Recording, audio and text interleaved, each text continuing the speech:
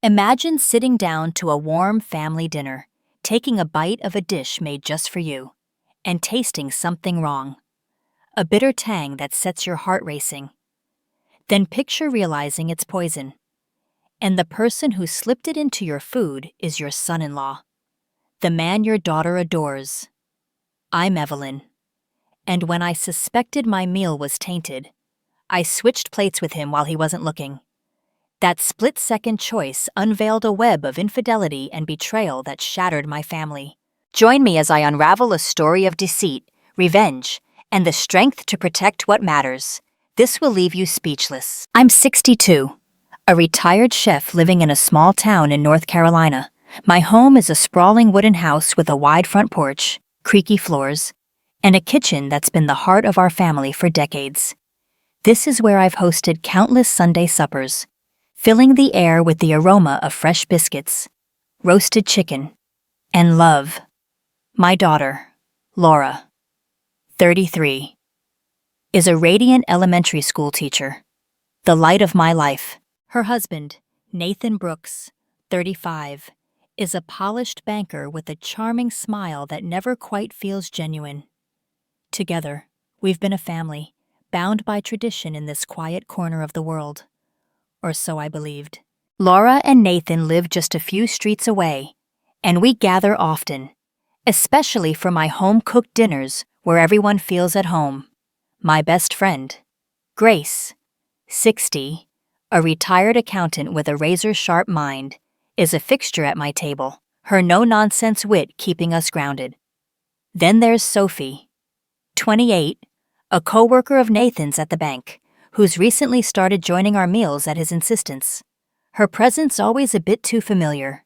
I've always been the one holding us together, smoothing over tensions, making sure everyone leaves with a full heart and a full plate. But this past fall, something shifted, and the warmth of our gatherings began to feel hollow. It started with Nathan. He'd always been attentive, bringing wine or helping in the kitchen, but lately, he was different, distant, staying late at work and taking secretive phone calls in the backyard. Laura seemed oblivious, blaming his long hours on ambition, but I noticed the way he dodged my questions, his eyes flickering with unease. Grace was the first to say it, leaning over coffee at our local diner. "Evie, that man's hiding something," she said, her voice low. I didn't want to believe it, not wanting to upset Laura, but doubts took root. Especially after I found a strange vial in the kitchen trash after Nathan helped cook one night, its label scratched off but reeking of chemicals. Then came the dinner that turned my world upside down. Nathan insisted on preparing a special dish for me, a creamy mushroom pasta he called a treat for Mom. I smiled, grateful for the gesture, but when I took a bite, a sharp metallic taste hit my tongue. My stomach churned. Not just from the flavor, but from a primal instinct screaming danger. I glanced at Nathan, who was watching me, his smile tight, almost expectant.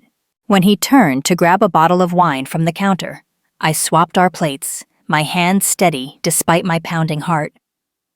He ate eagerly, but within minutes, he was pale, clutching his stomach, and excused himself to the bathroom, his steps unsteady.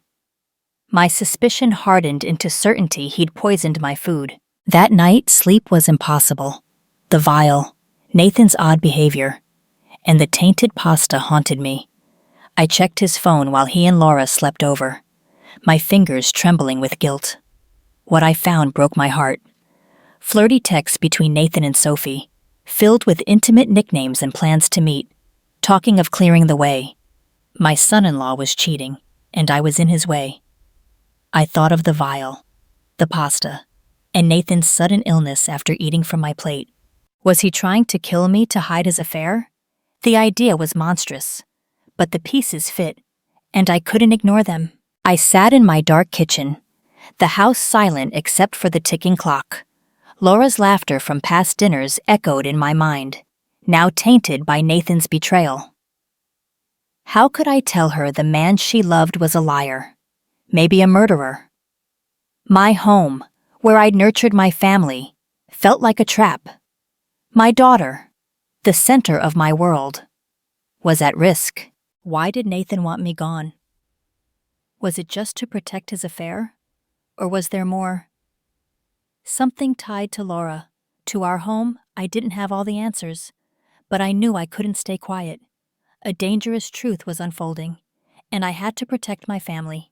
I began forming a plan, leaning on Grace's sharp instincts and my own resolve as a mother. The vial, the texts, the swapped plates were just the start. I needed undeniable proof, not just for myself, but for Laura, to show her the truth without breaking her spirit. My kitchen, once a place of love, was now a battlefield, and I was ready to fight for my daughter and our future. Thanks for joining me this far. Let us know where you're watching from today. And if you're new here, don't forget to like this video and subscribe to join our growing community. This story's just heating up, and you won't want to miss what's next. Stick around, because it's about to get intense.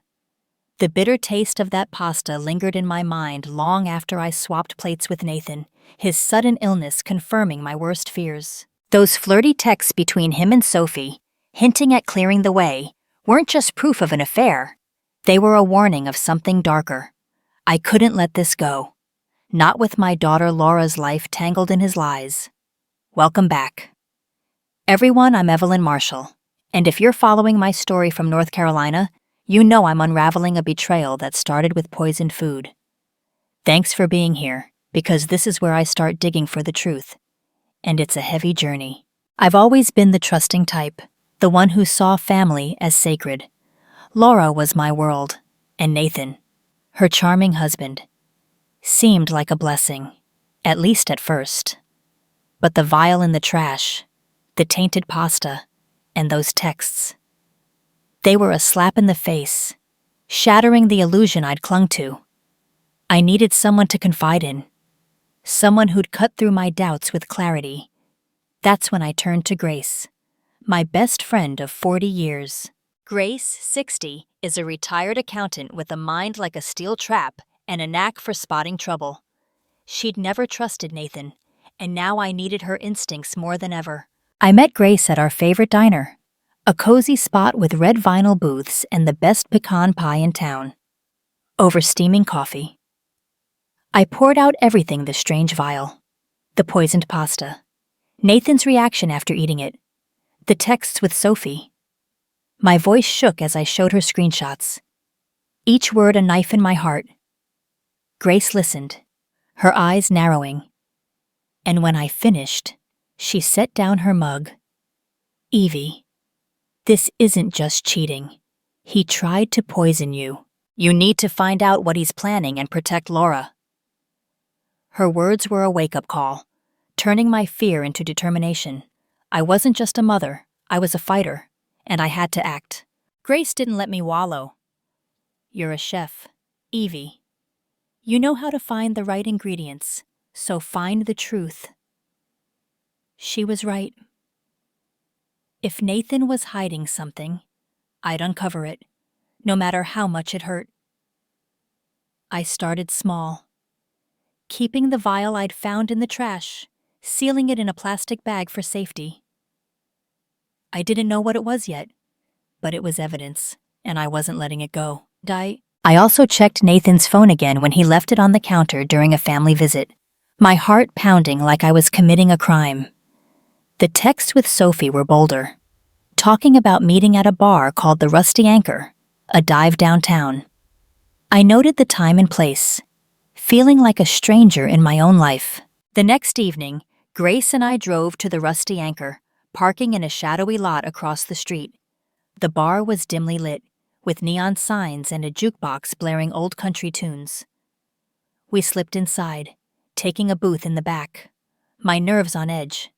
Around 8, Nathan walked in, his banker's suit out of place among the regulars. Sophie followed, her laugh loud as she joined him at the bar. They sat close, their hands brushing, their smiles intimate. My chest tightened, the air sucked out of me. Grace squeezed my hand under the table. "You okay?" she whispered. I nodded. But I wasn't. This was real.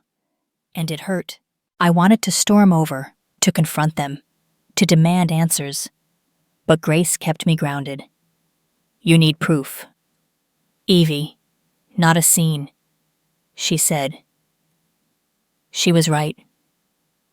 A public outburst would let Nathan spin lies, and I needed something solid. I pulled out my phone, hands trembling, and snapped a photo, their faces clear in the bar's glow. It was a small victory, but it was something, a piece of the puzzle. Driving home, I was silent. The image burned into my mind. What's next? Grace asked. I keep going, I said, my voice steadier than I felt. I wasn't just seeking answers, I was fighting for Laura's future. Back home, I could not look at Nathan without seeing him with Sophie, their laughter mocking me.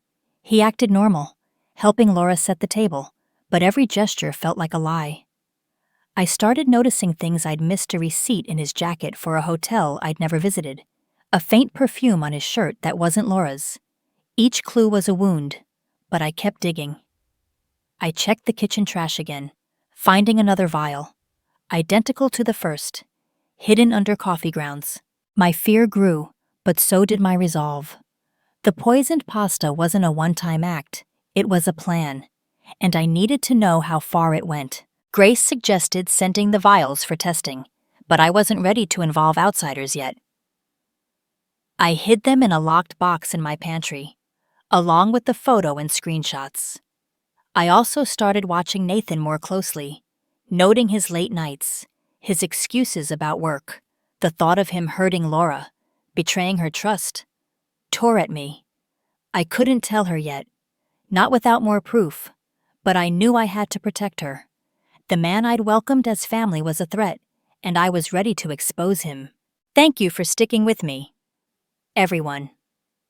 What do you think Evie should do next? Drop a comment below. If you're new, please like and subscribe to join our community. We're diving deeper soon, and it's going to get intense.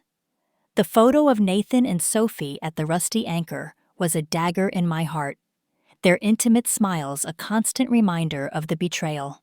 Those vials in my pantry, the poisoned pasta, and Nathan's pale face after eating from my plate confirmed he was more than a cheater. He was dangerous. I couldn't let him hurt Laura, my daughter, the heart of my world. Welcome back. Everyone, I'm Evelyn Marshall, and if you're following my story from North Carolina, you know I'm fighting a battle that started with a tainted dish. Thanks for being here, because this part gets heavier, and I need you with me. I couldn't keep this secret from Laura any longer. The truth was a weight I couldn't carry alone, and she deserved to know the man she'd married was a liar, but telling her felt like breaking her heart, and I dreaded the fallout. I invited Laura to my house for tea, my hands trembling as I set out her favorite chamomile. When she arrived, her smile bright, I faltered. How do you tell your child their spouse is a monster? But I had to. Laura, I need to talk about Nathan, I said, my voice shaking. He's not who you think. He's cheating. And I think he tried to poison me. Laura's face went pale, her eyes wide with shock. Mom, that's insane. Nathan loves me. He'd never do that. She shook her head, as if she could push the words away. I showed her the photo from the bar, the screenshots of texts with Sophie, and told her about the pasta, the vial, and Nathan's reaction after I swapped plates. Her expression shifted to anger, but it was aimed at me. You're wrong. He's stressed, not a criminal. You're trying to ruin us. Her voice cracked, and she stormed out, leaving me alone in my kitchen, the silence deafening. Had I lost her trust? Laura's rejection was a gut punch, but it sharpened my resolve. If she needed proof, I'd find it, for her sake and mine. I started digging deeper, treating my home like a crime scene. One night, while Nathan and Laura were out, I searched their guest room, where Nathan kept a briefcase. Inside, I found a folder that made my blood run cold bank statements showing transfers from our family trust, funds I'd set up for Laura, to an account I didn't recognize, small amounts at first, then larger ones, totaling over $20,000. My hands shook as I photographed each page, each transfer a betrayal not just of me but of Laura. I called Grace, my voice barely steady as I shared the discovery. "Evie, this is bigger than an affair," she said. "He's stealing from Laura, maybe planning a whole new life." Her words sent a chill through me. I went through Nathan's briefcase again, finding a life insurance policy I'd never seen, taken out in my name, with a payout of $500,000, Nathan as the beneficiary. My heart pounded as I realized the poisoned pasta wasn't a random act. It was part of a plan to eliminate me for profit. The affair with Sophie was just the start. They wanted my money, my home, everything. That discovery broke something in me, but it also forged a new strength. I wasn't just a mother betrayed. I was a woman fighting for her family's future.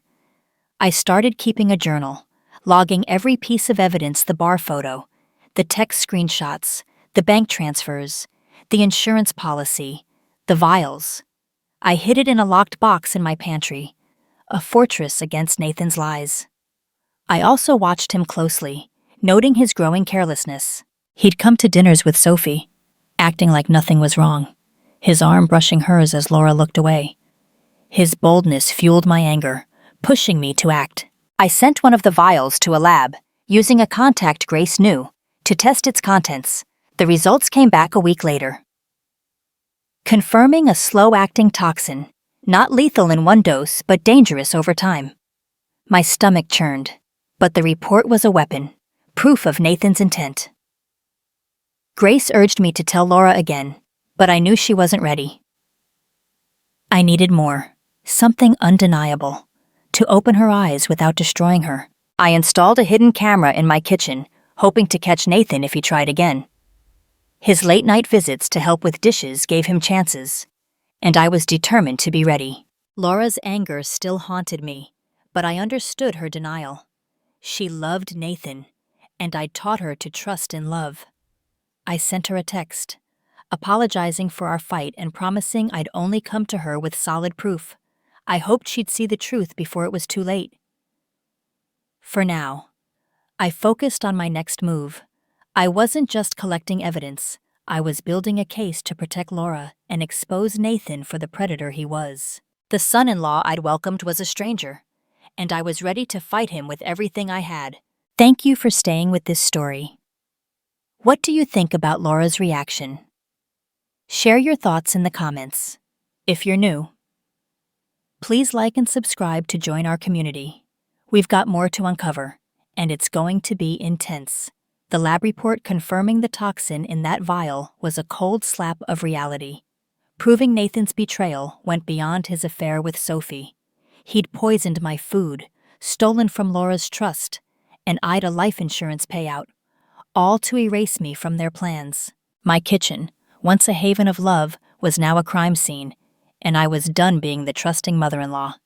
Welcome back, everyone. I'm Evelyn Marshall, and if you're following my story from North Carolina, you know I'm fighting a war that began with tainted pasta. Thanks for being here, because this is where it all explodes, and you won't want to miss a second. I spent days after the lab results in a haze of resolve. The evidence was undeniable: the poisoned dish, the vials, the bar photo, the stolen trust funds, the insurance policy naming Nathan beneficiary. But I wouldn't let him destroy my family. Grace kept urging me to act, suggesting a private investigator to dig deeper. But I needed to confront Nathan myself. I wanted to see the truth in his eyes, to protect Laura from the man she'd vowed to love. That's when I crafted a plan, one that would either break me or save us all. I decided to host a family dinner, inviting Nathan, Laura, and Sophie to lay their lies bare before everyone. I called Laura first, my voice deliberately warm, saying I wanted to heal our rift after our painful fight. She was wary but agreed, hoping to mend things. Next, I phoned Nathan, framing it as a family night to celebrate Laura's recent teaching award. A lie to lure him in. He accepted, his tone smug, oblivious to the trap. Getting Sophie there was trickier. I posed as a colleague, inviting her as a surprise guest for a work-related toast. She fell for it, her voice eager. My heart pounded as I planned, knowing this dinner would change our family forever. Grace insisted on being there, staying in the dining room's shadows as backup. "You're not facing him alone," she said. And her loyalty fueled my courage.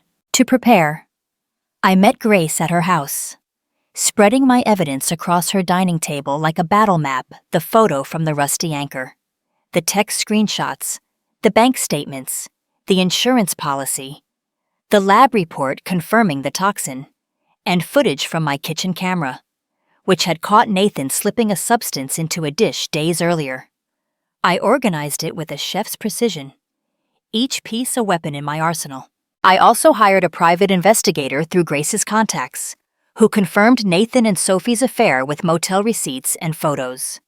The investigator's report was another layer of proof, solidifying my case.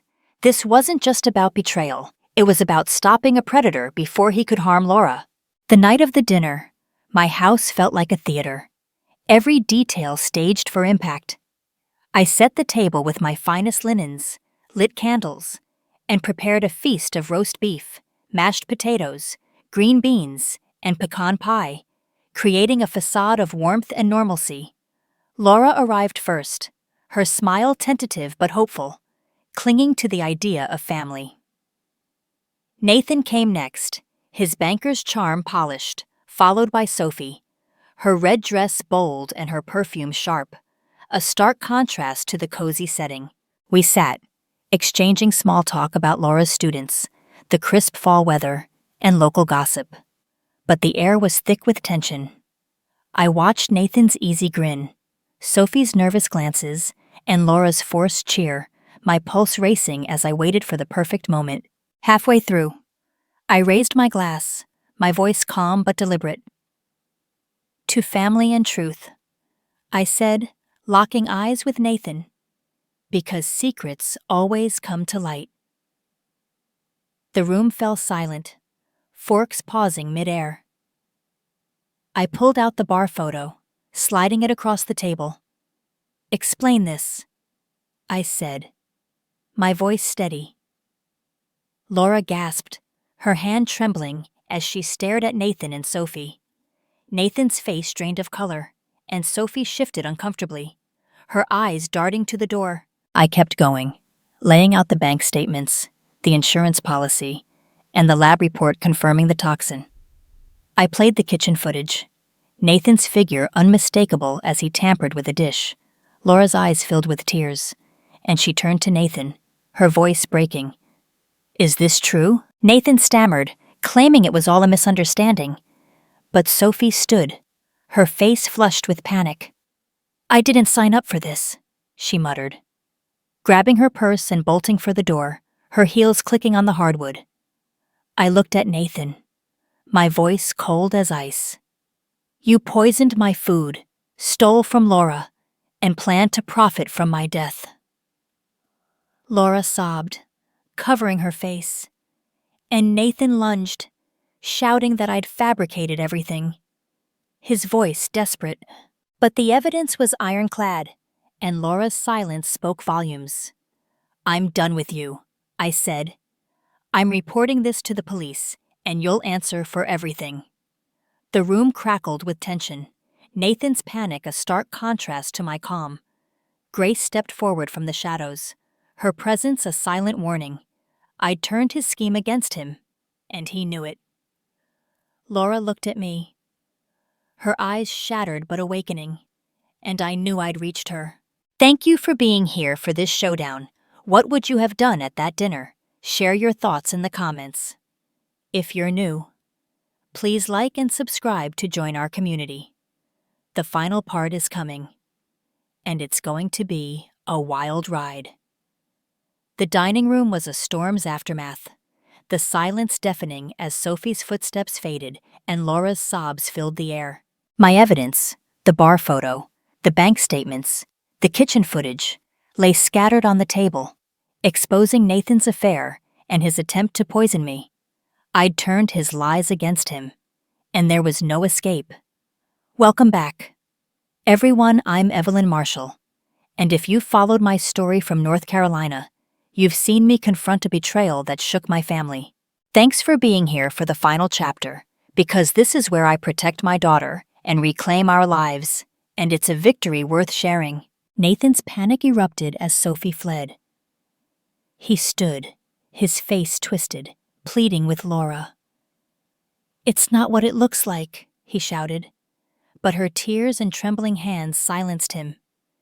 He turned to me, his voice desperate. "Evie, you've got it wrong," he said, but I cut him off. "No more lies," I said, my voice steady as steel. Grace stood in the doorway, her presence a quiet anchor. I told Nathan to leave, and he hesitated, his eyes darting, but Laura's broken stare pushed him out. He grabbed his coat, muttering threats, but his defeat was clear. That night, my house felt lighter, like a weight had lifted, and I knew I'd taken the first step. The next morning, I sat with Laura in my kitchen, the same place where Nathan had tried to poison me. Her eyes were red, but she listened as I explained everything: the vials, the lab report, the stolen trust funds, the insurance policy. "I'm so sorry, Mom," she whispered, hugging me tightly. We cried, rebuilding our bond, and she agreed to act. I connected her with a lawyer named Diane, a fierce advocate who reviewed my evidence: the bar photo, the texts, the bank statements, the insurance policy, the lab report, the kitchen footage, the investigators' motel receipts. "This is airtight," Diane said. "Adultery, fraud, attempted murder. He'll lose everything." Laura filed for divorce, ensuring Nathan couldn't touch her trust or my home, our family's legacy. I took the poisoning evidence to the police, my hands steady as I handed over the lab report, kitchen footage, and vials. They opened an investigation, and Nathan crumbled under questioning, admitting he'd used a toxin to scare me, though he denied intent to kill. The police charged him with attempted murder, a felony, and he was arrested. His polished banker's image shattered in our small town. Sophie, realizing Nathan was finished, cut contact, leaving him alone in his ruin. The trust funds were recovered, and the insurance policy was voided, stripping Nathan of his schemes. His betrayal had cost him everything, from Laura's love to his freedom. Laura's pain was my deepest concern. We spent days talking, healing the wounds Nathan left. She moved back into my house temporarily, and we cooked together, reclaiming the kitchen as a place of love. Her strength grew, and she thanked me for fighting for her. "You saved me." "Mom," she said, her voice steady. That bond, stronger than ever, was my greatest victory. I decided to sell the house, too full of Nathan's shadows, and move to a smaller home nearby, closer to Laura.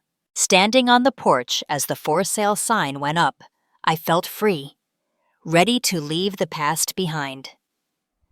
The divorce settlement and recovered funds gave us a fresh start. In our new home, I found purpose.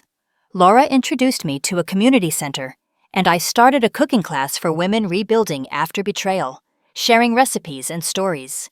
I connected with others who'd faced their own Nathans, their resilience mirroring mine.